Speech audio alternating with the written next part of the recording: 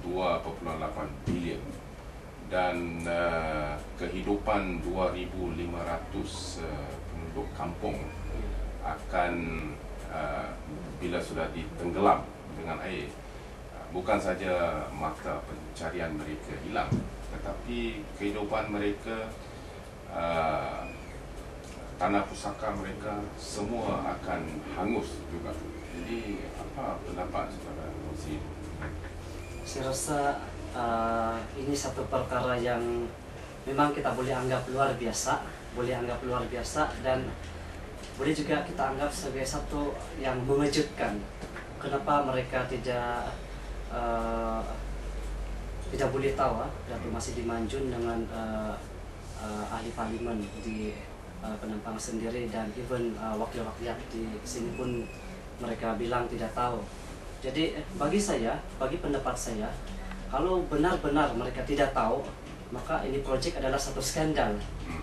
Ya, sebab bila ini macam perkara lucu lah, sebab 2,8 bilion ini bukan proyek yang harga RM10.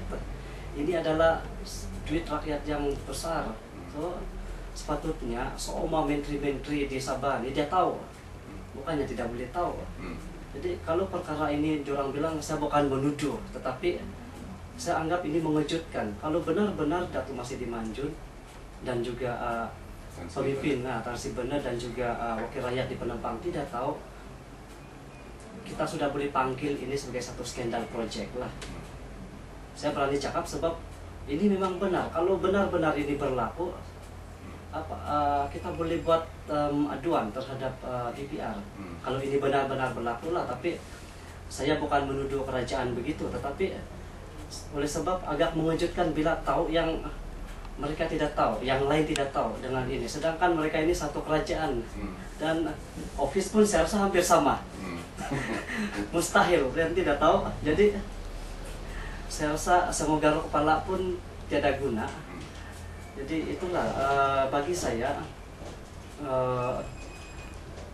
kalau benar-benar mereka tidak tahu, maka kerajaan seperti ini tidak transparan dengan apa yang mereka mau rancang untuk pembangunan untuk rakyat lah.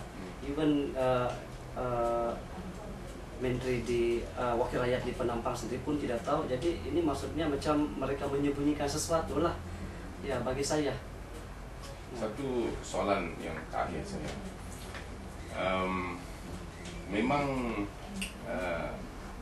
empangan ini akan membuat kehidupan orang-orang kampung di kawasan sekitar 11 kampung ini memang mereka akan lebih susah daripada sekarang, oleh kerana mereka telah duduk tinggal di kampung ini sekian lama, beratusan tahun. Jadi sebagai pengurusi jawatan kuasa tindakan ini, adakah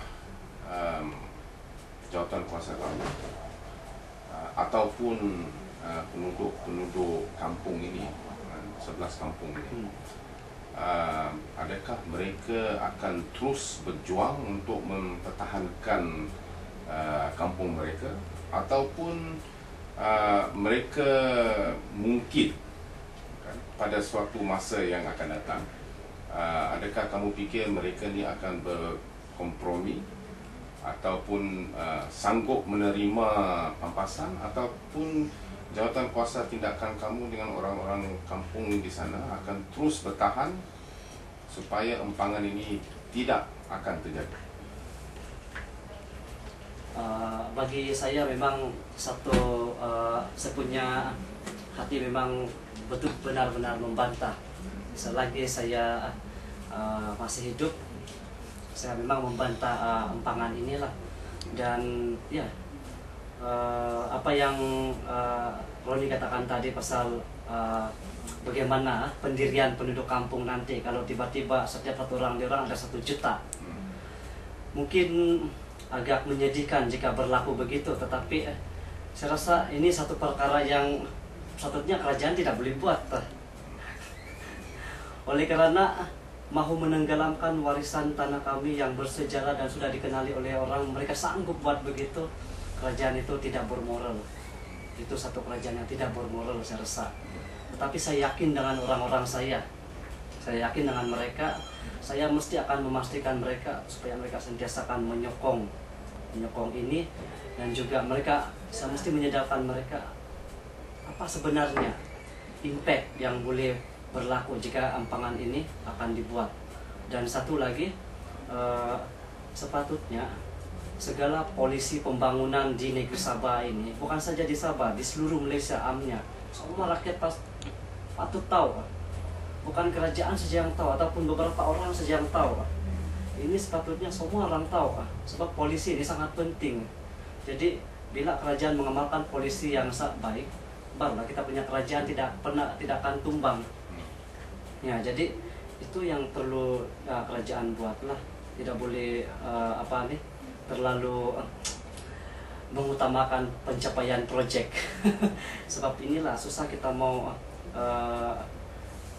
ini akan menyusahkan lebih banyak mendatangkan lebih banyak masalah kepada rakyat lah. Dan selagi saya masih hidup di muka bumi ini, saya tetap akan mempertahankan hak kami di sini. Jadi saya tidak mau kami dipindahkan dari kawasan itu, dan juga kami mau pelancong datang di sana dengan berjalan kaki. Kami tidak pernah minta duit dengan kerajaan. Kami mau diorang tolong kami. Bagaimana kami boleh meningkatkan taraf hidup atas nasihat dan tunjuk ajar. Ini yang patut diberikan, bukannya pergi kasih tenggelam orang ataupun tiba-tiba mau pergi bagi duit 1 juta. Itu sudah rasuah.